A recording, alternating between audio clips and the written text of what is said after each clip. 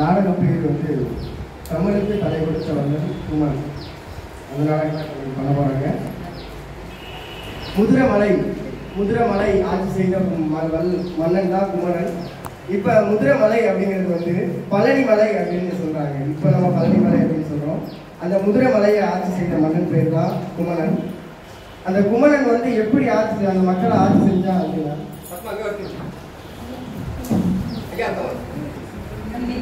ஐயா ராஜசேகர் மருத்துவர் ஐயா வந்திருக்கிறார்கள். அவர்களை வருகிறவர்கள் என்று வரவேற்கிறேன்.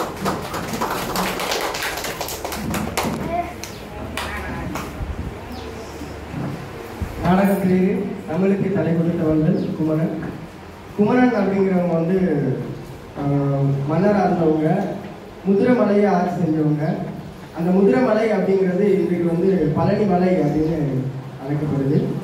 அந்த மன்னன் குமரவள்ளல் வந்து அவன் மக்களை எப்படி ஆட்சி செஞ்சான் அப்படின்னா, இந்த கம்பராமாயணத்தில் ஒரு பாட்டு வரும், வன்மையின்மையுள் அப்படின்னு ஒரு பாட்டு வரும். வன்மையின்மையில் வறுமையின்மையால் அப்படின்னு அந்த பாட்டில் சொல்கிற அளவுக்கு அந்த அவனோட ஆட்சி அப்படிங்கிறது இருந்துச்சு.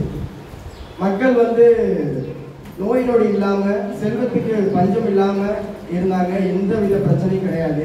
அதுக்கு காரணம் வந்து அப்போ அந்த முதிரமலையை ஆட்சி செய்த மன்னன் குமர மன்னன்.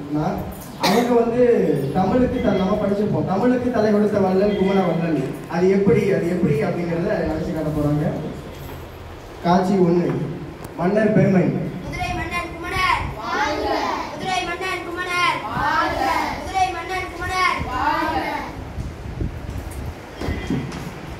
இளங்குமணன் புலம்பு. இளங்குமணன் அப்படிங்கிறது வந்து குமரவள்ளலோட தம்பி. ஆஹா, நம் நாட்டில் என்ன நடந்து கொண்டிருக்கிறது? அனைவரும் நம் அண்ணனின் புகழை பாடிக்கொண்டிருக்கிறார்கள். அரசாட்சி மட்டும் நமக்கு கிடைத்துவிட்டால் நம் புகழும் நாடு முழுவதும் இப்படித்தான் பரவும். இதை பற்றி காலை அரசரிடம் பேச வேண்டும். குமரவள்ளல் இளங்குமணன் சந்திப்பு.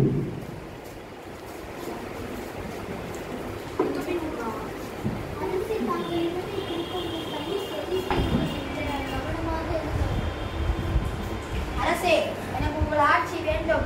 நீங்கள் மட்டும் உங்கள் ஆட்சியை தர மறுத்தீர்கள் என்றால் நான் உங்களிடம் போர் புரிந்து இந்த ஆட்சியை பெற்றுக் கொள்வேன். அமைச்சர் அவர்களை அமைதியாக இருங்கள். நான் சரியாகத்தான் பேசிக் கொண்டிருக்கிறேன். என் நாட்டை நீயே ஆண்டு.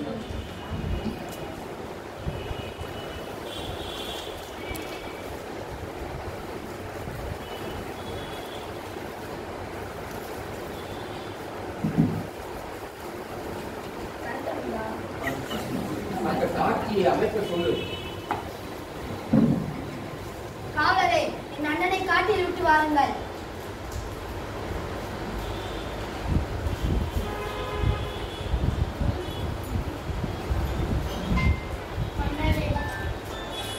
உங்கள் சகோதரன் ஆனால் எனக்கு சேவை செய்ய மனம் இல்லை. நான் சென்று விட்டேன்.